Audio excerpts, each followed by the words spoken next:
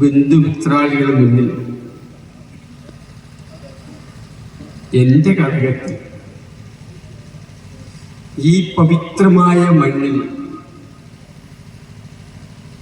നിങ്ങളെ അഭിമുഖീകരിക്കുവാനുണ്ടായ ഈ സാഹചര്യം തന്ന സർവമംഗലസ്വരൂപിയായ കണ്ണമംഗലത്തെ ബോധിക്കും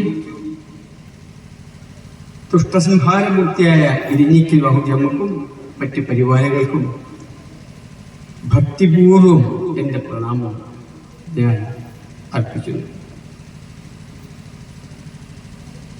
കുറെ കാലമായിട്ട് ഇത്രയും സാഹചര്യങ്ങളിൽ നിന്ന് ഞാൻ ഒഴിഞ്ഞു മാറുകയായിരുന്നു. പക്ഷെ എന്തോ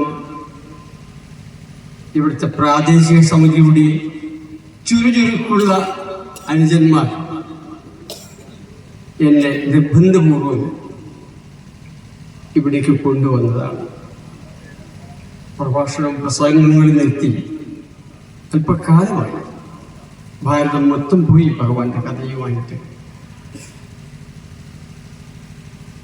അപ്പൊ രണ്ട് കൈ നീട്ടി ഞാൻ എൻ്റെ അമ്മയുടെ തിരുമുറ്റത്ത് വന്ന് നിൽക്കുവാനുള്ള സന്ദർഭം ഞാൻ ഹൃദയപൂർവ്വം ഭക്തിയാദരങ്ങളുടെ സ്വീകരിക്കുകയായിരുന്നു. തൊട്ടടുത്തിരിക്കുന്നത് എൻ്റെ അനുജനാണ്.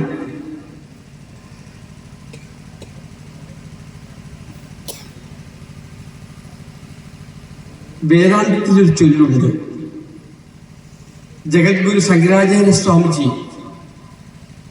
എഴുതിയ ബുക്കുണ്ട്, വിവേക ചൂടാമണി. ആ മഹാഗുരു തുടങ്ങുന്നത് ത്രിംബകം യജാമഹേ അല്ല, ദുർലഭം ത്രയമേവേത് ദേവാനുഗ്രഹ കാരണം മനുഷ്യത്വം മൂക്ഷത്വം മഹാപുരുഷ സംസരം. മനുഷ്യനായിട്ട് ജനിക്കുക, മനസ്സ് ഈശ്വരോന്മുഖമാകുക, മഹത്വത്തിലുള്ള സംസർഗം ഉണ്ടാവുക, ഇത് മൂന്നും ലഭ്യമാകുന്നത് അത്യപൂർവ സുഹൃതികൾക്കാണ്. ഇതാ ഈ എരിഞ്ഞിയുടെ മുൻവശത്ത് ഈ പവിത്ര മണ്ണിൽ ഇരിക്കുന്ന നിങ്ങളൊക്കെ ഈ വർഗത്തിൽപ്പെട്ടവരാണ്. മനുഷ്യനായി ജനിച്ചു, മനസ്സ് അമ്മയിൽ സമർപ്പിച്ചു, മഹത്വക്കളുടെ സംസർഗം, സത്സംഗം കിട്ടുക, ഇത് അത്യപൂർവമായ ഒരു ഭാഗ്യമാണ്. അതിലൂടെ ഞാൻ ഭാഗ്യവാനാണ്. കാരണം എൻ്റെ ഈ പ്രഭാഷണം കേൾക്കുന്നത് എൻ്റെ കൂടപ്പുറപ്പുകളാണ്, എൻ്റെ ഇളയമ്മമാരാണ്, എൻ്റെ ഇളയപ്പന്മാരാണ്, എൻ്റെ സഹോദരങ്ങളാണ്. അതിലുപരി ഞാൻ കാണുന്നത്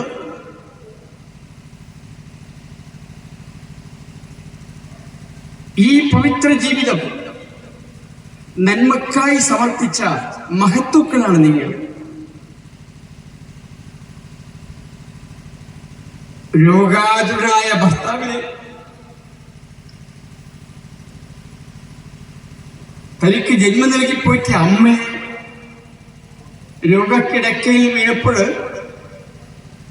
ഒരു ഈശ്വര പൂജ പോലെ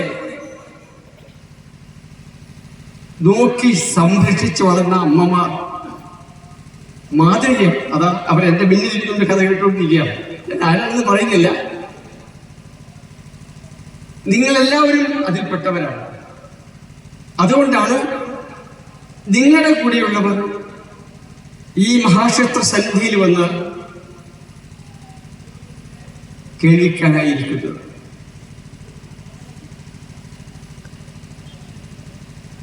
മഹാഭാരതത്തിൽ പഞ്ചപാണ്ഡവന്മാർ വനവാസകാലത്ത് അവസാന പാദത്തിൽ അമ്മ കുന്തിയോടുകൂടി ദ്വൈതവനത്തിൽ താമസിക്കുന്ന ഒരു സംഭവം ഉണ്ടായിട്ടുണ്ട്.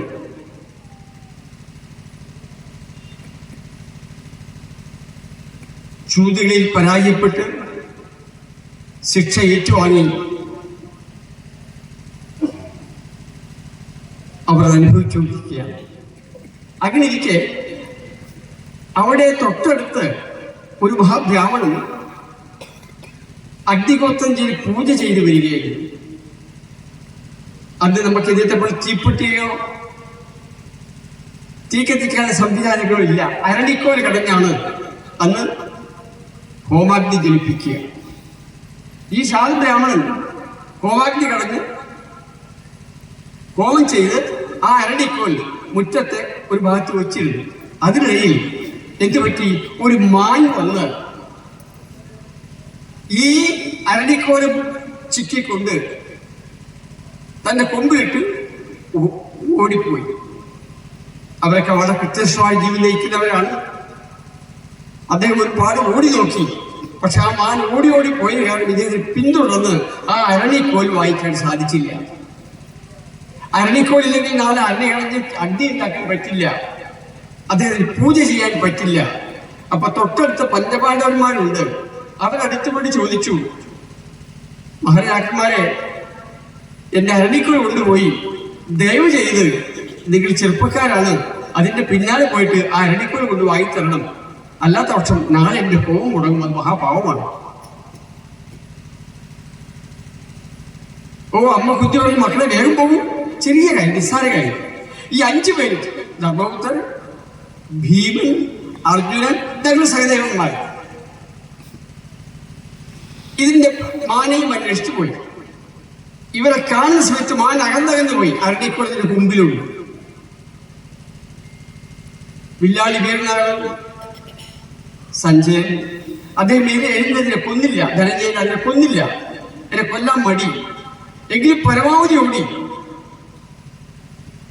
അന്ന് ഭൂമത്തെ മഹാശക്തന്മാരായ ആ പഞ്ചപാണ്ഡവന്മാർക്ക് ഈ മാനിനെ കയ്യിൽ ഒതുക്കാൻ സാധിച്ചില്ല. ഇവിടെ എന്തുപറ്റി? അത് മറഞ്ഞു പോയി. അരണിക്കൊല്ലുകൊണ്ട് പോയി. ബ്രാഹ്മണന്റെ ശാപം ഒരു ഭാഗത്ത് വിട്ട് കൊണ്ടുകൊടുത്തില്ലെങ്കിൽ അമ്മയുടെ വേദന താങ്ങാനും പറ്റില്ല. താഴ്ന്നു വീണു. ദാഹം കൊണ്ട് വലഞ്ഞു. ഒരു കൊടുങ്കാറ്റിന് മധ്യത്തിലെ പെട്ടതറിഞ്ഞു. ജ്യേഷ്ഠൻ ധർമ്മപുത്രൻ പറഞ്ഞു, അനിയ നകുല, നീ ഒന്ന് മരത്തിന് മേലെ കയറി നോക്കിയിട്ട് എവിടെയെങ്കിലും പച്ച പിടിച്ച വനഭൂമി ഉണ്ടോ എന്ന് നോക്കുക. അവിടെ നീർത്തടങ്ങൾ ഉണ്ടാകും. അതിൽ പോയി കുറച്ച് വെള്ളം കൊണ്ടുവരുക, നമുക്ക് കുടിക്കാം. നകുലൻ അതിന്റെ പിന്നാലെ പോയി ഓടി താഴ്ന്നു. പക്ഷെ മാനിനെ പിടിക്കാൻ പറ്റിയില്ല. ദാഹിച്ചു വലഞ്ഞു. മാനൊഴുക്ക് പോയി. ഇവർക്കാർക്കും കാണാൻ പറ്റിയില്ല. ആ തടാകത്തിൽ ഇറങ്ങി കുറച്ച് വെള്ളം കുടിച്ച് കുറച്ച് വെള്ളം അമ്മക്കും സഹോദരങ്ങൾ കൊണ്ടുപോകാൻ വേണ്ടി ഇറങ്ങുന്ന സമയത്ത് ഒരു അശ്വതി കേട്ടു. ഏ നകുല, എന്റെ ചോദ്യങ്ങൾക്ക് ഉത്തരം തരിക, എന്നിട്ട് മാത്രമേ നീ വെള്ളം കുടിക്കാൻ പാടുള്ളൂ. വകവച്ചില്ല. അദ്ദേഹം പറഞ്ഞു, ഞാൻ ദാഹം തീർക്കട്ടെ. എന്നിട്ട് അങ്ങനെ ചോദിച്ചു, ഉത്തരം പറ്റില്ല. എന്റെ ആത്തെ ലംഘിച്ച് നീ വെള്ളത്തിൽ ഇറങ്ങുകയാണെങ്കിൽ അപകടമാണ്. അത് സ്വീകരിക്കാതെ നകുലൻ എന്ത് ചെയ്തു? നദീജലത്തിൽ ഇറങ്ങി വെള്ളം കുടിച്ചു. അവിടെ തന്നെ മരിച്ചുപോയി. നകുലിനെ കാണാതപ്പോൾ സഹദേവനെ പറഞ്ഞു. സഹദേവൻ ഇതേ അബദ്ധം പറ്റിയില്ല. ഒരാൾ വിളിച്ചു പറയുകയാണ്, സഹദേവ, നിന്റെ അടിയിൽ ശിക്ഷ ഞാനാ കൊടുത്തത്. എനിക്ക് വെള്ളം കുടിക്കാം, പക്ഷെ എൻ്റെ ചോദ്യത്തിന് ഉത്തരം തന്നിട്ട് വേണം നിങ്ങൾ വെള്ളം കുടിക്കാൻ. ദാഹം കൊണ്ട് പറഞ്ഞ സഹദേവൻ കേട്ടില്ല. സഹദേവനും പറഞ്ഞ് വെള്ളം കുടിച്ചു. സഹദേവനും അതേ ഗതി വന്നു. വെള്ളത്തിന് പോയ ആൾക്കാരെ കാണാതെ ധർമ്മപുത്രൻ വ്യാകുലനായി. അദ്ദേഹം വിളിച്ചു പറഞ്ഞു, അർജുന, എന്ത് പറ്റി? നിന്റെ അടിച്ചന്മാരെ കാണുന്നില്ല. ഓ, ഞാൻ കൊണ്ടുവരാൻ വേണ്ട. വില്ലും ഗാന്ധിയും എടുത്തിട്ട് ഈ മഹാസാരഥി അന്വേഷിച്ചു പോയ സമയത്ത് ഇതാ 2 അടിയന്മാരും മരവിച്ച് കിടക്കുന്നു. ഓ, ഏതായാലും അവരൊന്ന് ഉണത്തിന് മുമ്പേ കുറച്ച് വെള്ളം കുടിക്കാം. ദാഹം കൊണ്ട് വലഞ്ഞു. അർജുനൻ വെള്ളം കുടിക്കാൻ വേണ്ട സമയത്ത് കരയുന്നൊരു അശ്വതി കേട്ടു. ഏ അർജുന, നിൽക്കൂ, നീക്ക് വെള്ളം കുടിക്കാം, പക്ഷേ നീ എന്റെ ചോദ്യത്തിന് ഉത്തരം തരണം. എന്തോ തൽക്കാലം അജ്ഞാനം കയറി അർജുനൻ പറഞ്ഞു, ഇല്ല, ഞാൻ വെള്ളം കുടിച്ചിട്ട് ഇത് ചെയ്തു. നിങ്ങൾ ആരാ? ആളെ കാണുന്നില്ല. അന്തരീക്ഷത്തിൽ ശബ്ദം വരികയാണ്. ഇത് വേറെ കഥയാണ്, നമുക്ക് ഗുണമേളമാക്കേണ്ട കഥയാണ്. അതിനെന്ത് ചെയ്യും? ഇല്ലാതെ വീഴുന്നല്ലേ. അദ്ദേഹം വസ്ത്രം കൊണ്ട് ആകാശം മൂടി, ദിക്ക് മൂടി, എല്ലാം മൂടി. ഇനി അവരെ കാണാതിരിക്കാൻ വേണ്ടി ഇറങ്ങി വെള്ളത്തിലേക്ക് ഇറങ്ങി. അർജുനൻ വെള്ളം കുടിച്ചതും ഈ മഹാസാരഥി ആ നദി ആ തടാകത്തിന്റെ കരയിൽ വീണു. ഇനി ശേഷമുള്ളത് ഭീമനാണ്. ഭീമന്റെ സ്വഭാവം നിങ്ങൾക്കറിയാമല്ലോ. ഒന്നിനും കുസാക്കില്ല. മല തകർത്ത് പൊടിക്കുന്നവരാണ്. അത്രയും മൂക്കനാണ്. ധർമ്മപുത്രൻ പറഞ്ഞു, ഭീമ ഒന്ന് പോയി നോക്കൂ. ഭീമൻ പോയി. ഇതേ അവസ്ഥ. അപ്പോഴും ഒരു അശ്വനി കേട്ടു, ഭീമ നിന്റെ സഹോദരങ്ങൾക്ക് നിനിക്കും വരും, നീ വെള്ളം ഇഷ്ടംപോലെ കുടിച്ചോ, കൊണ്ടുപോയിക്കോ, പക്ഷേ എന്റെ ചോദ്യത്തിന് നീ ഉത്തരം തരണം. പക്ഷെ ഭീമൻ കൂട്ടാക്കുന്ന ടൈപ്പായിരുന്നില്ല. ഭീമന് വെള്ളം കുടിച്ചു, അതേപോലെ മരിച്ചുപോയി. ഇവരാരും കാണാതെ ദുഃഖാകുലനായ ധർമ്മപുത്രൻ ആ തീരത്തേക്ക് പോകുന്നു. ഇറങ്ങുന്ന സമയത്ത് തന്റെ 4 സഹോദരങ്ങളും ലോകമില്ലാളിയായ അർജുനനടക്കം മരിച്ചു കിടക്കുന്നു. ചുറ്റും നോക്കിയ സമയത്ത് ഒരു കൊച്ച നിൽക്കുന്നുണ്ട് അവിടെ. പറഞ്ഞു, ധർമ്മപുത്രരെ, വെള്ളം കുടിക്കാൻ വന്നതല്ലേ? ഞാൻ പറഞ്ഞു എന്റെ അനിയന്മാരോട് എന്റെ ചോദ്യത്തിന് ഉത്തരം തന്നു മാത്രം വെള്ളം കുടിക്കുക. പക്ഷെ അവരതനുസരിച്ചില്ല. അതിന്റെ പരിണിത ഫലമാണ് അവരനുഭവിക്കേണ്ടത്. ധർമ്മപുത്ര, നിനക്കും ഈ ഗതി വരാതിരിക്കാൻ എന്റെ ചോദ്യത്തിന് ഉത്തരം തരിക. ധർമ്മപുത്ര ഒരു ചോദ്യം കൂടി ചോദിച്ചു. അവിടെ നിന്ന് ആരാണ്? തീർച്ചയായും ഉത്തരം തരാമല്ലോ. ശരി, അങ്ങനെ യക്ഷസംവാദം എന്ന് പറയും. ഒരുപാട് ചോദ്യങ്ങൾ നമുക്കെല്ലാം പറഞ്ഞ് വ്യാഖ്യാനിക്കാൻ സമയമില്ല. അതിലാദ്യം ചോദിച്ചത് ഭൂമിയെ ഏറ്റവും ഭാരം കൂടിയത് ഏതാണ്? ഉടനെ ഉത്തരം വന്നു. ഉടനെ ധർമ്മപുത്രൻ എന്താ പറഞ്ഞേ? അമ്മയ്ക്കാണ്. അമ്മയാണ് ഭൂലോകത്തിലെ ഏറ്റവും വലിയ ഭാരമുള്ള. വലിയവനാര്? അച്ഛനാണ്. പിന്നെ ഒരു ചോദ്യം ചോദിച്ചത്, ഈ ലോകത്തിലെ ഏറ്റവും അത്ഭുതകരമായ ആശ്ചര്യകരമായ വസ്തു ഏതാണ്? ധർമ്മപുത്രൻ മണിപോലെ ഉത്തരം കൊടുത്തു. നമ്മുടെ മുന്നിൽ ദിനം പ്രതി ആയിരക്കണക്കിന് ജന്തുജാലങ്ങൾ, ജീവികൾ, മനുഷ്യൻ മരിച്ചു വീഴുന്നു. എന്നിട്ടും ഇത് അനുഭവിക്കുന്ന, ഇത് കാണുന്ന, ഇത് കേൾക്കുന്ന മനുഷ്യന് ഞാൻ മരിക്കാനുള്ളവനാണ് എന്ന ധാരണ ഇല്ലാതെ പോകുന്നതാണ് ഈ ലോകത്തിലെ ഏറ്റവും വലിയ അത്ഭുതം, ഏറ്റവും വലിയ ആശ്ചര്യം. പിന്നെ അടുത്ത ചോദ്യമാണ്, വഴിയേത്, മാർഗമേത്? പോരെ. ഉടനെ ഉത്തരം വീണു. മാർഗം, വഴി, മഹത്തുക്കൾ സഞ്ചരിച്ച വഴി, ഗുരുകാരന്മാർ സഞ്ചരിച്ച വഴി. എന്തൊരു മനോഹരമായ ഭാവം. ചോദ്യത്തിനെല്ലാം ഉത്തരം കിട്ടി. അവിടെ ചോദിച്ചു, അങ്ങ് അവിടെ നിന്ന് ആരാണ്? എൻ്റെ അനുജനെയും അനുജന്മാരെ കൊല്ലാൻ തക്ക ശക്തി ഭൂമുഖത്ത് ആർക്കും ഇല്ല. നിങ്ങളത് ചെയ്തു. നിങ്ങൾ ആരാണ്? ഒരു യക്ഷനോ ഗന്ധർവനോ ആരാണ്? ഒന്നുമല്ല ധർമ്മ, ഞാൻ നിന്റെ അച്ഛനാണ്, ധർമ്മദേവനാണ്. നിന്റെ ഈ ഭൂമുഖവാസത്തിൽ നിന്റെ അനുഭവങ്ങൾ പങ്കിടാൻ വേണ്ടി നിന്റെ അച്ഛൻ വന്നതാണ്. മകനെ, എന്റെ ചോദ്യത്തിന് നീ ഉത്തരം നൽകി, നിന്റെ അനുജന്മാർ നൽകിയില്ല. നിനക്ക് പോയിട്ട് വെള്ളം കുടിക്കാം, അമ്മ കൊണ്ടു കൊടുക്കാം. പക്ഷെ ഒന്നുകൂടി എനിക്ക് ഇതിനെ പരീക്ഷിക്കണം. ഈ 4 പേരിൽ ഒരാളെ ഞാൻ തിരിച്ചു തരാം. അതാരെയാണ് വേണ്ടത്? നിങ്ങൾ ഊഹിക്കുന്നതിന് ആരെയാണ് പറയാ? അർജുനാണ് ഏറ്റവും കൊടുക്കാൻ, സംശയമില്ല. പിന്നെ ഭീമൻ, നകുലസേനയുടെ കൊച്ചാണ്. വലിയ അത്ര ശക്തന്മാരല്ല. ഉടനെ പക്ഷെ ഇവിടെ പ്രശ്നമുണ്ട്. കുന്തിയുടെ മക്കളാണ് ധർമ്മപുത്രനും ഭീമനും അർജുനനും. നകുല സഹദേവന്മാർ മാദ്രിയുടെ മക്കളാണ്. അത് 2 ഭാര്യമാരുണ്ടായിരുന്നു അദ്ദേഹത്തിന്റെ അച്ഛൻ. ഈ 2 ഭാര്യമാരിൽ 2 കുട്ടികൾ മാദ്രിയുടേതാണ്, 3 കുട്ടികൾ കുന്തിയുടേത്. ഉടനെ ഉത്തരം കൊടുത്ത് ധർമ്മപുത്രൻ എനിക്ക് നകുലിനെ തന്നാൽ മതി. ഹേ, അതെന്താ അങ്ങനെ ചോദിക്കാൻ വേണ്ടി? കാരണം നിന്റെ അമ്മ പെട്ട മക്കൾ ഇവിടെ ഇല്ലേ? നീ എന്താ അടുത്ത അമ്മയുടെ മക്കളെ ചോദിച്ചത്? അപ്പോൾ ധർമ്മപുത്രൻ കൊടുത്ത ഉത്തരം, എൻ്റെ അമ്മക്ക് ഒരു മോൻ ഞാൻ ജീവിച്ചിരിപ്പുണ്ടല്ലോ, എൻ്റെ മറ്റേ മക്ക് എൻ്റെ അച്ഛൻ്റെ കുട്ടിക്ക് അവർ പോയാൽ ആ അമ്മയുടെ കുട്ടി ലോകത്ത് വേണ്ടേ? അതാണ് ചോദിച്ചത്. അദ്ദേഹം ഉദ്ദേശിച്ച അതേ ഉത്തരമാണ് കൊടുത്തത്. ആ ഉത്തരത്തിൽ പ്രീതനായിട്ട് ആ ധർമ്മദേവൻ 5 പേരിൽ കൊടുക്കുകയാണ്. അപ്പൊ ഞാൻ പറഞ്ഞ ആകത്തുക അദ്ദേഹത്തിന് ചോദ്യം ചോദിച്ചത് മാർഗമേതാണ്, വഴി ഏതാണ്? അത് ധർമ്മപുത്രൻ പറഞ്ഞ വാക്കെന്താണ്? ഇതിൽ നമുക്ക് ഗുണപാഠമാണ്. പൂർവികന്മാർ പോയ വഴി, ഗുരുക്കന്മാർ പോയ വഴി, അതേ വഴിക്കാണ് ഇതാ നിങ്ങൾ ശ്രോതാക്കളായി നിങ്ങൾ എൻ്റെ ബന്ധുമിത്രാദികൾ ഗുരുക്കന്മാർ പോയ വഴിയിൽ ഇരിക്കുകയാണ്. അവരുടെ അനുഭവത്തിൽ, അവരുടെ ജ്ഞാനത്തിൽ നമുക്ക് തന്നിരിക്കുന്ന ഈ ദിവ്യ സന്ദേശങ്ങൾ എങ്ങനെ ജീവിതത്തിൽ പകർത്താം, എങ്ങനെ കുടുംബത്തിനെ സമ്പുഷ്ടമാക്കാം? ക്ഷേത്രത്തിന്റെ വഴി എന്താണ്? അതുമല്ല, ഈ ക്ഷേത്ര മഹാത്മ്യം നിങ്ങൾ കേട്ടാൽ അത്ഭുതപ്പെട്ടു പോകും. ഒരുപക്ഷെ നിങ്ങൾക്ക് മനസ്സിലാക്കി കാണും, ഇത് സാധാരണ ഭൂമിയല്ല. നിങ്ങൾ ഇരിക്കുന്ന ഈ പവിത്ര ഭൂമി മഹാതപസ്സുകളുടെ, മഹാഋഷികളുടെ തമോ കേന്ദ്രമായിരുന്നു.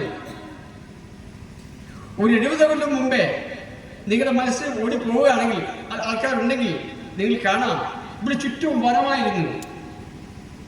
ഒരു മഹാവനം തെക്ക് വശത്ത്, അതിന്റെ തൊട്ട് വയല് മൊത്തം വനം, കുളത്തിന് കിഴക്ക് വലിയ കാട്, അതിന്റെ തൊട്ട് പിന്നാലെ മറ്റേ കുളത്തിനടുത്ത് മറ്റൊരു കാട്, ഈ പടിഞ്ഞാറും കാട്. ഈ സമയത്ത്, ഈ പൂര സമയത്ത് ഇതൊക്കെ പൂത്തുലഞ്ഞ് ഇവിടെ മറ്റൊരു പ്രത്യേക വെള്ളിലെ കാട് കൊണ്ട് മൂടിയിരിക്കുകയാണ്. നമ്മളെ സ്വാഗതം ചെയ്യും. അതുമാത്രമല്ല, ഈ നാഗത്തിനകത്ത് ഈ ലോകത്തിലേക്ക് അത്യന്തമായ മരുന്നുകൾ ഇരിപ്പുണ്ട്. എന്തോ സൂര്യചന്ദ്രവർക്കം കഷ്ടകാലം വന്ന പോലെ നമ്മുടെ ഇതിൽ അപജയം വന്ന സമയത്ത് അല്പം ലോകം വന്നു, ദുർബലമായി. പക്ഷേ അത് അമ്മ തന്നെ കൊണ്ടുവന്ന ദിവ്യ സന്താനങ്ങൾ, എൻ്റെ പ്രിയ ഗോപാലൻ, അത് അമ്മയുടെ പുത്രനാണ്. പ്രാദേശിക കമ്മിറ്റികൾ, ചുരുക്കുള്ള ചെറുപ്പക്കാർ, അവരെല്ലാ സന്തോഷമാർഗങ്ങളും വിട്ട് അമ്മക്ക് സമർപ്പിക്കാൻ വന്നിട്ട് ഈ കാര്യങ്ങൾ കുട്ടിപ്പെട്ടി വരികയാണ്. ആദിയും വീണ്ടും ഈ അന്തരീക്ഷം പുഷ്കലമാവുകയാണ്, ഈ കാവ് പുഷ്കലമാവുകയാണ്. ഈ അമ്മയുടെ അനുഗ്രഹ സമ്പത്ത് നമുക്ക് വർഷിക്കാൻ പോവുകയാണ്. ഈ മണ്ണിരിക്കുന്ന നിങ്ങൾ എത്രയോ ബുദ്ധിമഞ്ച സുഹൃത്തുക്കളാണ്. ഈ എരിഞ്ഞിക്കൽ ഭഗവതിയുടെ ഈ എരിഞ്ഞു മരം ഉണ്ടല്ലോ, ഇവിടെ വന്നിരുന്നാൽ മതി, ഈ കാറ്റൊന്ന് കൊണ്ടാൽ മതി, നമ്മുടെ സർവ്വവ്യാധികളും മാറും, ആദിയും വ്യാധിയും തീരും. അപ്പൊ പറഞ്ഞ് നമ്മൾ വന്നത് ഇന്ന് പൂര മഹോത്സവത്തിൽ മുഴുകിയിരിക്കുകയാണ്. നമ്മൾ സമയക്കുറക്ക് നമുക്ക് ചുരുക്കി പറയാം. എന്താണ് പൂരം? പൂരത്തിന്റെ മഹാത്മ്യം എന്താണ്? നിങ്ങൾ മനസ്സിലാക്കി കാണും. ഈ പൂരം ആദ്യം നടന്നത് ദേവലോകത്താണ്. രംഭ, തിലോത്തമ, അരുന്ധതി ഇവരൊക്കെ ചേർന്ന് നൃത്തമാടിയ സംഭവമാണ്. ദേവലോകത്ത് പതുക്കെ നമ്മുടെ ഭൂമിയിലേക്ക് ഇറങ്ങി വന്നു. ഇന്ന് ഭാരതത്തിൽ അങ്ങോളം ഇങ്ങോളം പൂരാഘോഷമുണ്ട്. ചില സ്ഥലത്ത് അത് മദനോത്സവം എന്ന പേരിൽ അറിയപ്പെടുന്നു, ചില സ്ഥലത്ത് കാമോത്സവം എന്ന് പറഞ്ഞ് അറിയപ്പെടുന്നു, ചില സ്ഥലത്ത് വനിതോത്സവം എന്ന് അറിയപ്പെടുന്നു. കേരളത്തിലാണ് ഏറ്റവും കൂടുതൽ തീവ്രതയുള്ളത് ഈ ആഘോഷത്തിന്റെ. പക്ഷെ വ്യത്യാസമുണ്ട്. തെക്കൻ കേരളത്തിൽ ഇത്തരത്തിലുള്ള ആഘോഷമല്ല. അവിടെ ആനപ്പുറത്ത് എഴുന്നള്ളത്തും ദീപാലങ്കാരങ്ങളും കെട്ടുകാഴ്ചകളുമാണ്. അവിടുത്തെ പ്രത്യേകത അതാണ്. അത് ആയിരങ്ങൾ പതിനായിരങ്ങൾ കൂടും. അതിലുപരി വടക്കൻ കേരളത്തിലാണ് ഈ നക്ഷത്രമാലയിലെ 11ാമത്തെ അക്ഷരം പൂരം കാർത്തിക മുതൽ തുടങ്ങി 9 നാൾ കൊണ്ട് അവസാനിക്കുന്ന അത്യത്ഭുതമായ അതിവിചിത്രമായ സമ്പത്തിനുടമയാണ്. ഈ സമ്പത്തിനെ വ്യാഖ്യാനിച്ചു തരാം. പൂരോത്സവം കൊണ്ടാടുന്നത് ഓരോ വീടും ഓരോ തറവാടും. നമ്മുടെ കേരളത്തിൽ 42,000-ഓളം ക്ഷേത്രങ്ങളുണ്ട്. 9 ലക്ഷത്തോളം ജനങ്ങളിൽ ക്ഷേത്രോപാസന കൊണ്ട് ജീവിക്കുന്നവരുണ്ട്. ഈ വടക്കൻ കേരളത്തിലാണ് ഇത്തരത്തിൽ കാമോത്സവം കൊണ്ടാടുന്നത്. ഇതിന്റെ പിന്നാലെ ഒരു കഥയുണ്ട്. ബ്രഹ്മാവിനൊരു പുത്രനുണ്ടായി. ഒരു കുഞ്ഞി സുന്ദരനായിരുന്നു. ഈ കുഞ്ഞ് ജനിച്ച ഉടനെ ചോദിച്ചത്, അച്ഛാ കം ദർപ്പയാമി, ഞാൻ ആരെയാണ് മതിപ്പിക്കേണ്ടത്, ഞാൻ ആരെയാണ് പുഷ്ടിപ്പെടുത്തേണ്ടത്? കുഞ്ഞിയുടെ ചോദ്യം കേട്ടോ. ഞാൻ ആരെയാണ് അച്ഛാ മതിപ്പിക്കേണ്ടത്, ഉത്സാഹിപ്പിക്കേണ്ടത്, എന്തിനു വേണ്ടിയിട്ടാണ്? അപ്പൊ അച്ഛൻ ബ്രഹ്മാവ് പറഞ്ഞു, മോനെ, നീ സർവ ജീവജാലങ്ങളെയും പ്രചോദിപ്പിക്കുക. കൊച്ചുമോൻ സുന്ദരൻ, അതാണ് കാമന്റെ പേര് വിളിച്ചത്. മനസ്സിലെ മനുഷ്യനുള്ള മദൻ എന്നും പേര് വന്നു. മകൻ കാമന്റെ ജോലി ഭംഗിയായി ചെയ്യാൻ തുടങ്ങി. കൃതയുഗത്തിൽ മനുഷ്യർ പൂർണ്ണമായും ഈശ്വരോന്മുഖമായിരുന്നു. അപ്പോ സൃഷ്ടിക്ക് മാന്ദ്യം വന്നു. പ്രജകളില്ലാതാകാൻ തുടങ്ങി. പുഷ്പലതകൾ സൃഷ്ടിക്കാൻ തുടങ്ങി. അപ്പോൾ ഈ കുഞ്ഞുമോൻ പോയിട്ട് എന്ത് ചെയ്യും? എല്ലാവരും മനസ്സിനകത്തും ഇക്കയിൽപ്പെടുത്തി അവർ പ്രചോദിതരാക്കി പ്രത്യുത്പാദന ശേഷിയുള്ളതാക്കാൻ തുടങ്ങി. അച്ഛൻ്റെ അനുഗ്രഹമാണ്.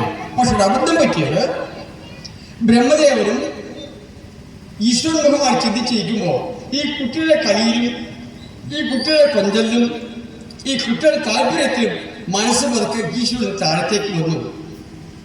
കുഞ്ഞിയുടെ ഇത് സഹിക്കാൻ പറ്റാണ്ട് അച്ഛൻ ശാപം കൊടുത്തു. എൻ്റെ മോനെ, എന്നെ ജപിക്കാൻ വേണ്ടാണ് നീ എന്താ ഇങ്ങനെ വലിച്ചിറക്കണത്? നിൽക്കാൻ ശാപം തരികയാണ്. നീ ശിവന്റെ രോഷാഗ്നി വെന്ത് വെള്ളിയാകട്ടെ. പോരെ,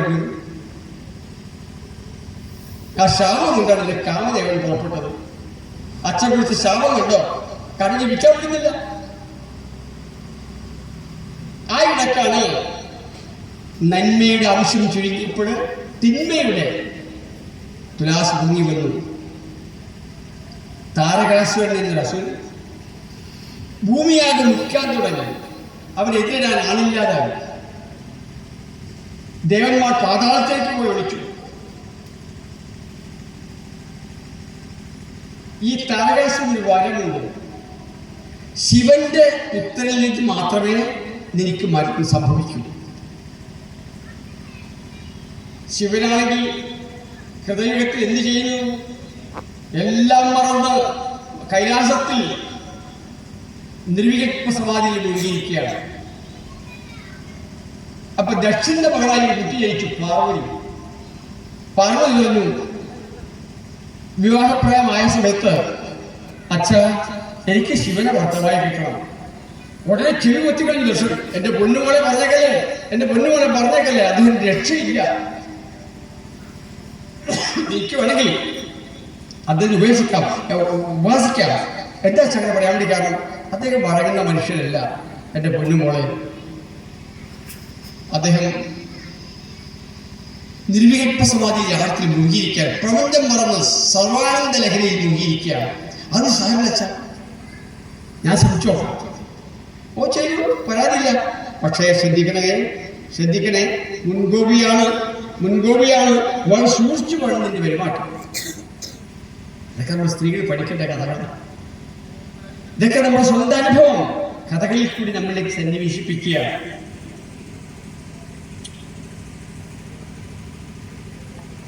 പാർവതിയും കൂട്ടുകാരികളും കുറെ പുഷ്പങ്ങളും നിർമ്മാല്യങ്ങളുമായി പതുക്കെ കൈലാസത്തിലേക്ക് പോയിട്ട് ഒന്നുമില്ല ശിവൻ ഇരിക്കുന്ന ഭാഗങ്ങളൊക്കെ ഇത് തുടച്ച് വൃത്തിയാക്കി ഈ പുഷ്പങ്ങളൊക്കെ ഭഗവാന്റെ കാലിൽ അർപ്പിച്ച് ശിവനെ പ്രദക്ഷിണം ചെയ്ത് സന്തോഷവതികളായിട്ട് ഭഗവാൻ നമസ്കരിച്ച് അവിടെ പോകും. ഈ ശിവന് കുട്ടികളില്ലാതെ താരകാസുരൻ മരിക്കൂല. അപ്പൊ ബ്രഹ്മാവിന്റെ അടുക്ക പോയിട്ട് ദേവേന്ദ്രൻ പറഞ്ഞു, ബ്രഹ്മദേവ, നമ്മുടെ കാര്യം പോക്കാണ്, ദേവന്മാരൊക്കെ നശിപ്പിച്ചു കളയും, ദുഷ്ടചിന്തകൾ നമ്മൾ നശിപ്പിച്ചു കഴിയും. മോനെ, എനിക്കൊരു മോനുണ്ട്, ഓനെ പറഞ്ഞേക്ക്, ഓനെ ശാപം കൊടുത്തിട്ടുണ്ട്, ഓൻ വിചാരിച്ച അങ്ങനെയാണ്. കാവായി വന്നോട്ടെ, എന്താച്ചാ മോനെ, നീ ശിവന്റെ സന്നിധിയിലേക്ക് ഒന്ന് പോകണം. എന്തിനാച്ചാ?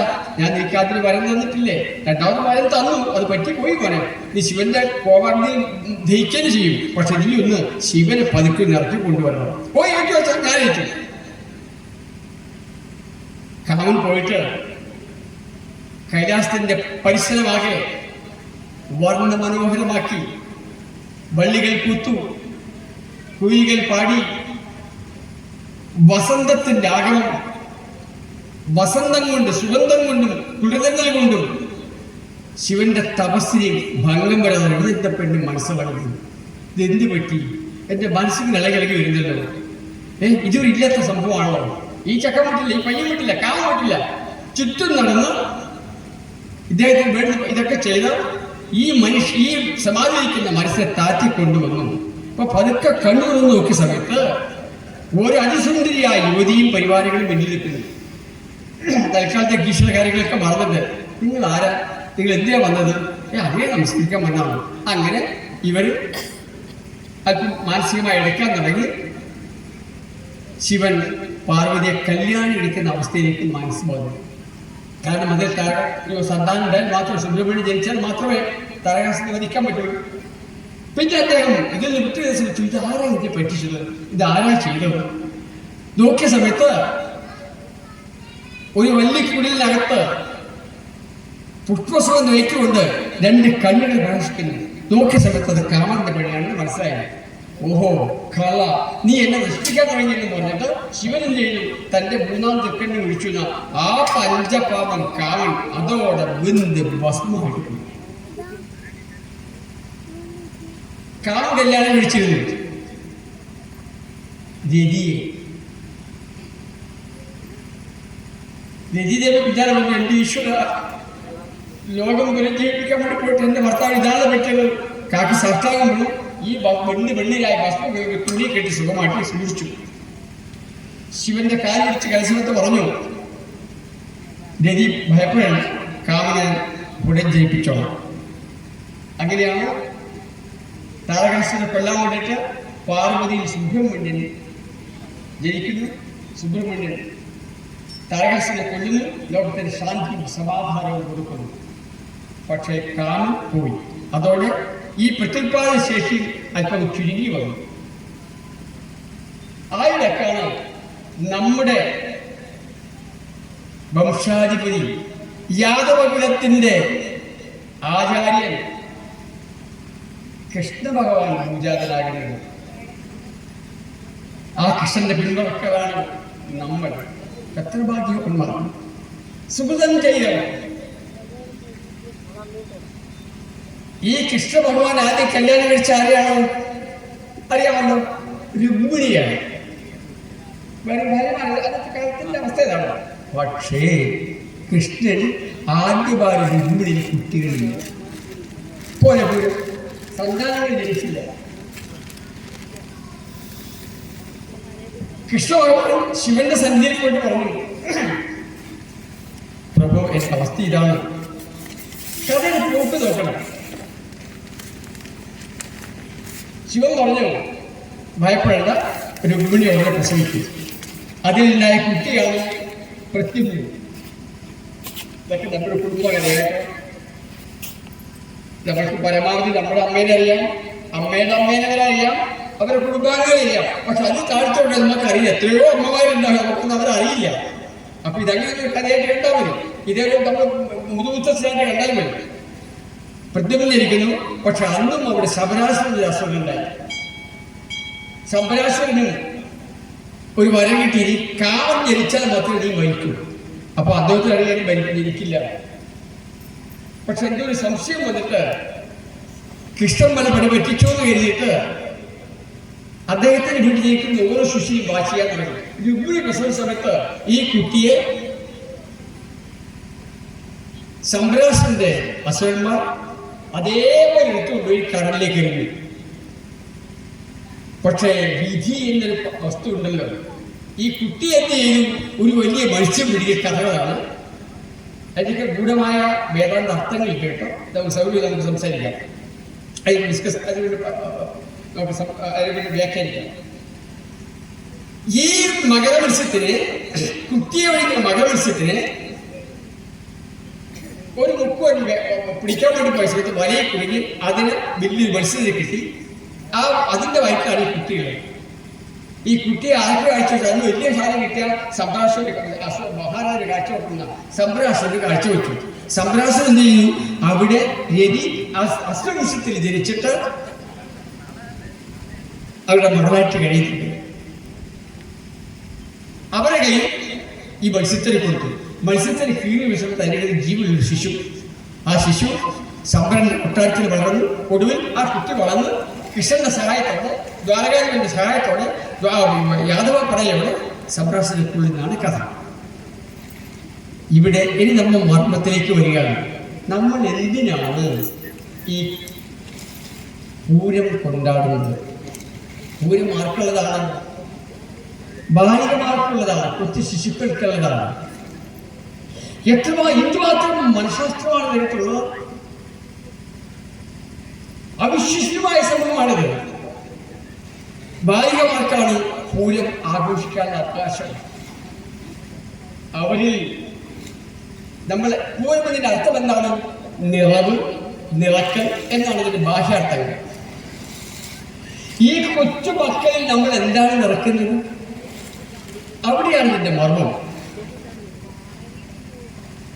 കാർത്തിക മുതൽ അവർ വ്രതശുദ്ധരാകുന്നു.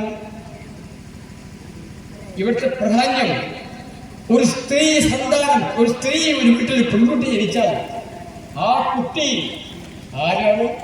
ദേവതയാണ്. ആ കുട്ടി മഹാലക്ഷ്മിയാണ്. ആ കുട്ടി മഹാസരസ്വതിയാണ്, മഹാദുർഗയാണ്. ആ കുട്ടിയെ ഈ കൊച്ചുനാളിലെ വ്രതശുദ്ധി വരുത്തി പ്രാർത്ഥനയിൽ മുഴിക്കാനുള്ള അമ്മയുടെ ധർമ്മം. നമ്മുടെ ഹിന്ദു ധർമ്മത്തിന്റെ ആധാരശില അമ്മമാരാണ്, സ്ത്രീയാണ്. ഒരു സ്ത്രീ ഉണ്ടെങ്കിൽ ആ നാട്ടിൽ വീട്ടിൽ മറ്റൊന്നും വേണ്ട, അത്ര മഹത്വമുള്ളതാണ് സ്ത്രീകൾ. അവരാണ് അമ്മമാർ. സ്ത്രീ തന്നെ വഹിക്കണം മഹാഭാരം ഗർഭം, ഈറ്റുനോവനുഭവിക്കണം, ശിശുവിനെ പോറ്റണം, സ്വാർത്ഥം തീരെ വിസ്മരിച്ചേകാഗ്രഹിച്ചു. എന്തൊരു മഹത്വമായ കാഴ്ച.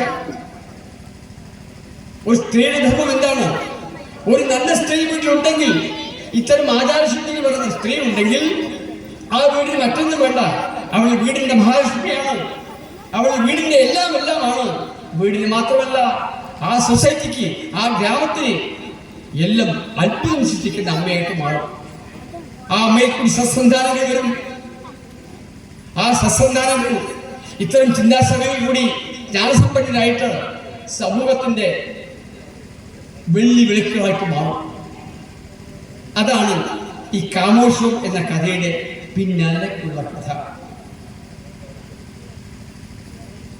എത്ര മനോഹരമാണ് നമ്മുടെ ഗുരുക്കന്മാർ നമ്മയൊക്കെ സന്നിവേശിപ്പിച്ച ഈ മനോഹാരിത.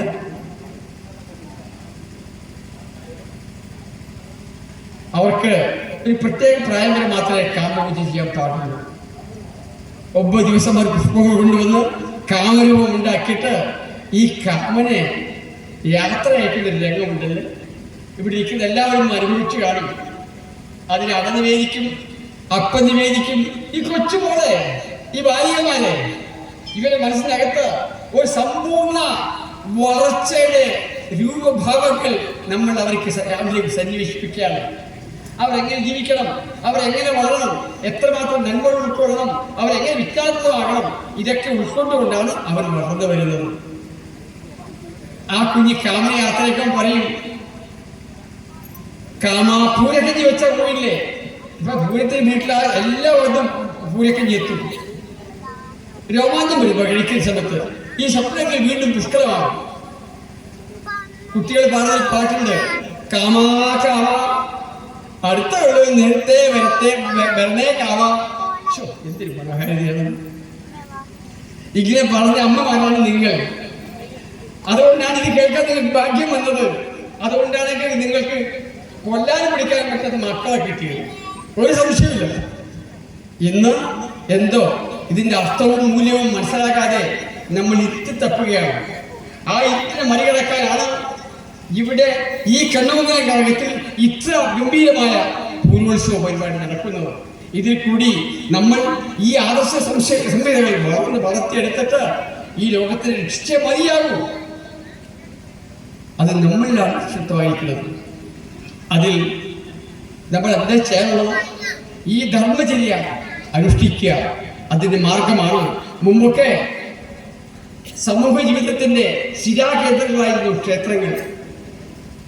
അന്ന് ദേശവാസികൾ സമൂഹമായിട്ട് അമ്പലത്തിൽ ക്ഷേത്രത്തിലേക്ക് വരുന്നത് എന്തിനാണ്?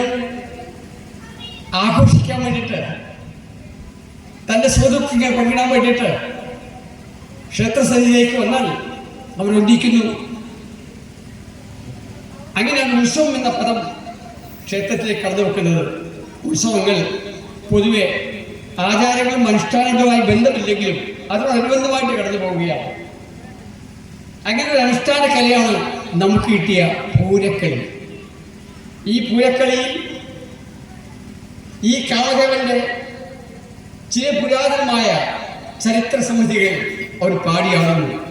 18 ദളങ്ങളാടുന്നു. ഇവിടുത്തെ പൂരക്കളി പഠിക്കാൻ പ്രമോദ് മഹാഭാഗ്യവാനാണ്.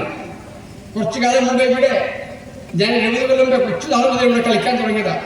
പൂരം തുടങ്ങിയാൽ എല്ലാ ദിവസവും ഈ പഠിപ്പുര കഴുത്ത കിടക്കുക. അത് ഭഗവാൻ അദ്വൈതന്റെ മകനും ഒരു രാമേന്ദ്രൻ ഉണ്ടായിരുന്നു നിലകൊള്ളാൻ പറ്റും. ഞങ്ങൾ അവിടെ കഴിക്കാൻ രാവിലെ 4 മണിക്ക് ശംഭൂതണം. എന്തിനാ വരുന്നത് അറിയോ? അന്ന് ഇത്ര ക്ഷേത്രങ്ങൾ ഉണ്ടായിട്ടില്ല. കല്ലുകളിലാണ് ഇത് ചെയ്യുക. ഒരപ്പം കിട്ടും. പ്രത്യേകിച്ച് പൊട്ട നീന്തടിക്കൊക്കെ 3-4 അപ്പം വെക്കും.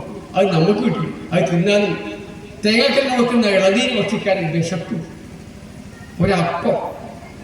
അതോടൊപ്പം ഗുരുകാരന്മാരുടെ ദിവ്യായിരിക്കും. പക്ഷെ അതുകൊണ്ടായിരിക്കണം ഞാൻ ഇവിടെയാണ് പോയത്. തലമുറ നമ്മൾക്ക് ആകർഷിക്കണം. ഇത്തരം സദ്വികാരങ്ങൾ, സദ്ചിന്തകൾ നമ്മുടെ മനസ്സിലേക്ക് ആർക്ക് കൊടുത്ത് നമ്മുടെ സമുദായത്തിനെ നമ്മൾ സംരക്ഷിക്കണം. നമ്മുടെ സമുദായം വെച്ചാൽ മാനവകുലത്തിന് ഈ നന്മകൾ നമ്മളെ ഒഴുകിയെത്തുകയാണെങ്കിൽ തീർച്ചയായിട്ടും നമ്മുടെ ജന്മം സഫലമാണ്. ഈ ക്ഷേത്രം സാധാരണ ക്ഷേത്രമല്ല. ഇത് ദുർഗാക്ഷേത്രമാണ്, ദുർഗാലയമാണ്. സർവമംഗലസ്വരൂപിയാണ് കണ്ണമംഗലത്തമ്മ വേറെ. ഈ പവിത്രമായ ചരിത്രഭൂമിയിൽ നിങ്ങൾ വന്ന് കാല് കുത്തിയാൽ തന്നെ നമ്മുടെ സർവ്വ ദുഃഖങ്ങളും മാറും. ഇവിടുത്തെ കാവിന്റെ കുളിർമയുള്ള കുളികേറ്റാൽ തന്നെ നമ്മുടെ സർവ്വ വ്യാധികളും മാറും. ഇതാണ് പരമസത്യം. ഞാൻ ഇവിടെ ഐശ്വര്യ കണ്ടു. ഈ 1000 വിളക്ക് കണ്ടു. എൻ്റെ കണ്ണു തറഞ്ഞു. അല്ലെങ്കിൽ ഗോപാലൻ അയച്ചു വെച്ചിരുന്നു കാര്യങ്ങൾ തറവാട്ടിൽ ഇതിൽ പോയിട്ട്. ഈ പ്രകാശധാര ഒരു ദിവസം പോരാ. ഈ അമ്മമാരുടെ ഓരോ മനസ്സിലും ഈ 1000 ദീപങ്ങൾ എന്നും ജ്വലിക്കണം. സ്നേഹത്തിന്റെ, കരുണയുടെ, കാരുണ്യത്തിന്റെ സമൃദ്ധി നിങ്ങളുടെ മനസ്സിൽ ഉണ്ടായിരിക്കണം, നിറഞ്ഞിരിക്കണം. എന്നാൽ സന്താനമായി കിട്ടും. അത് വീടിനും നാടിനും എല്ലാം ഐശ്വര്യം പകരും. അതാണ് പൂരം കൊണ്ട്, പൂരചടങ്ങുകൾ കൊണ്ട് നമ്മൾ ഉദ്ദേശിക്കുന്നത്. അതോടൊപ്പം നമുക്ക് പിടികിട്ടിയ മറ്റൊരു അനുകൂലമായ ഘടകമാണ് പൂരക്കളി. ഈ കാമദേവന്റെ ചരിത്രങ്ങൾ പുരാണത്തിൽ പാടി അടങ്ങുകയാണ്. നമ്മുടെ കയ്യിലെല്ലാം നമ്മുടെ ഗുരുകാരന്മാർ ഒരു നിധികുംഭം തന്നിട്ടുണ്ട്. നമ്മളുടെ അർത്ഥത്തും വെച്ച് കൂട്ടിയിരിക്കുക.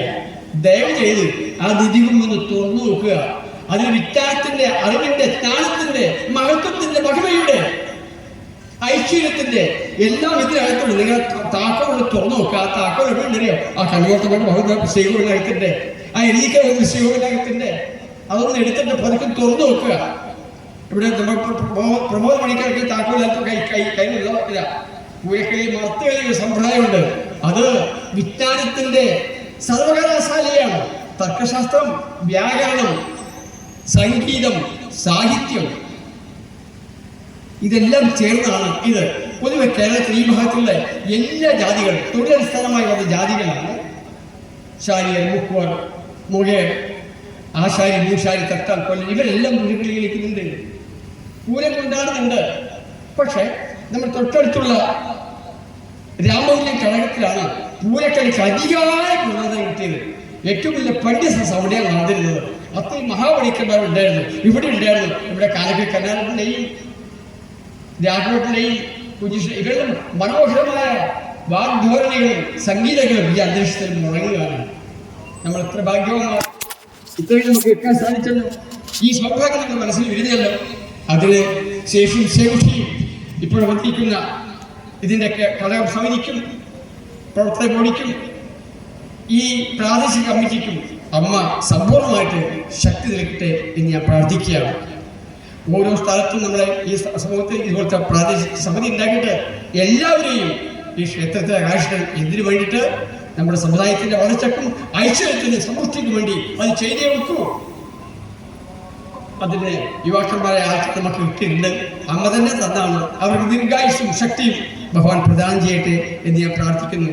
നിങ്ങളെ എനിക്ക് ഒന്നേ പറയാനുള്ളൂ, ദയവ് ചെയ്ത് ഒരു കാര്യം നിങ്ങൾ ചെയ്യേണ്ട ആവശ്യമുള്ളൂ. എന്താണത്? ഉള്ളകത്തമ്മ ഇരിപ്പുണ്ട് നമ്മുടെ, ഉള്ളറിഞ്ഞൊന്നു വിളിച്ചാൽ മതി. അമ്മ എവിടെയാ ഉള്ളത്? നിങ്ങളുടെ മനസ്സിനകത്ത്. ആ ശരീരത്തിരിക്കുന്ന സർവമോഷനായ കണ്ണവനത്തമ്മ നിങ്ങളുടെ ഹൃദയത്തിനകത്തിരിക്കുകയാണ്. എഴുതിക്കാൻ അമ്മ നിങ്ങളുടെ ഓരോ രൂപവും കൊണ്ടിരിക്കുകയാണ്. നിങ്ങൾ ആവശ്യം ദുഷ്ടമായിട്ട് നിങ്ങൾ ദുർഗയാവണം, ഭാഗ്യം നിങ്ങൾ മഹാസരസ്വതിയാവണം, ഐശ്വര്യത്തിന്റെ പാലിൽ നിങ്ങൾ മഹാലക്ഷ്മിയാകണം. അപ്പൊ ഒന്നേ വേണ്ടു, ഒന്നിച്ച് നിങ്ങളുടെ മനസ്സിനകത്ത് ഈ എല്ലാ തിരക്കിനകത്തും ഉള്ളകത്തമ്മ ഇരിപ്പുണ്ട് നമ്മുടെ, ഉള്ളറിഞ്ഞൊന്നു വിളിച്ചാൽ മതി. ഉണ്മയായി വന്നിടും അമ്മയും അപ്പോഴേ തന്നിടും നിൻ മനോവാഞ്ചിതമൊക്കെയും. ഉള്ളറിഞ്ഞെന്ന് വിളിക്കൂ. ആ താക്കോൽ അമ്മ നിങ്ങൾ കൊണ്ടുതരും. അറിവിന്റെ, അനുഭൂതിയുടെ, ഐശ്വര്യത്തിന്റെ, സമ്പൂർണ്ണതയുടെ ഗുണപാഠങ്ങളും നിങ്ങളിൽ നിന്നും പ്രകാശിക്കും. അത് നിങ്ങളുടെ മക്കളേക്ക് സന്നിവേശിപ്പിക്കും. അവർ വളർന്ന് വലുതായാൽ നമ്മുടെ സമുദായത്തിന് ഫലഭൂയിഷ്ടമായ വൃക്ഷങ്ങൾ വളർന്നു പോലെ ഉണ്ടാവും. ഇന്ന് ഓരോ ദിവസവും കേൾക്കുന്ന എന്താണ്? ഈ ഗുണപാഠം എന്തോ എവിടെയോ നമുക്ക് മൂല്യച്യുതി വന്നിട്ടുണ്ട്. അത് തിരിച്ചു പിടിക്കേണ്ടത് നിങ്ങളുടെ ധർമ്മമാണ്. അതിന് നിങ്ങളുടെ ഭഗവാൻ അനുഗ്രഹിക്കുക തന്നെ ചെയ്യും. ഇത്രയും ചെയ്യാൻ അതിന് സർവമംഗളസ്വരൂപനായ അമ്മ, സർവതീർത്ഥാത്മയായ, സർവമന്ത്രാത്മയായ, സർവവിദ്യാസ്വരൂപിണിയായ, സർവതത്വാത്മയായ, സർവവും നിറഞ്ഞിരിക്കുന്ന ആ അന്നപൂർണേശ്വരി കണ്ണമംഗലത്തമ്മയും പരിവാരങ്ങളും ദുർഗാദേവിയും നമുക്ക് ജ്ഞാനം തരട്ടെ, ഐശ്വര്യം തരട്ടെ. ഈ പൂരമഹോത്സവം നിങ്ങളുടെ മക്കളിലേക്ക് സന്നിവേശിപ്പിച്ചിട്ട് ഈ ക്ഷേത്ര പരിസരം അത്യുജ്വലമാക്കുക. ഉടനെ നമുക്ക് കാണാൻ സാധിക്കും ഇതിന്റെ മനോഹാരിത, ഇതിന്റെ വളർച്ച, ഇതിന്റെ സമൃദ്ധത. തീർച്ചയായിട്ടും നമ്മൾ അനുഗ്രഹീതരാകുന്നു, നമ്മൾ പിന്തുണക്കാൻ അനുഗ്രഹമാകുന്നു. വരുന്നവരൊക്കെ ഈ സൗഭാഗ്യ സമൂഹത്തിൽ മുഴുവൻ ഉറപ്പാണ്.